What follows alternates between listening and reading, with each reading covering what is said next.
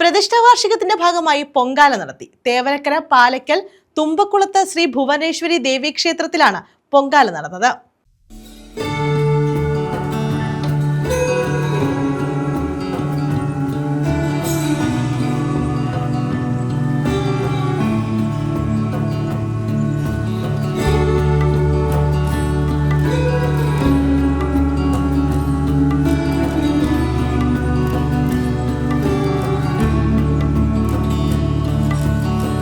തേവലക്കര പാലക്കൽ തുമ്പക്കുളത്ത് ശ്രീ ഭുവനേശ്വരി ദേവി ക്ഷേത്രത്തിലാണ് പ്രതിഷ്ഠാ വാർഷിക ദിന മഹോത്സവത്തിന്റെ ഭാഗമായി പൊങ്കാല നടന്നത്. രാവിലെ നിർമ്മാല്യ ദർശനം, ഗണപതി ഹോമം എന്നിവയ്ക്ക് ശേഷമായിരുന്നു പൊങ്കാല ചടങ്ങുകൾ. തന്ത്രി വട്ടത്തറ മഠം ശ്രീധരൻ നമ്പൂതിരിയുടെ മുഖ്യ കാർമ്മികത്വത്തിലാണ് ചടങ്ങുകൾ നടത്തിയത്.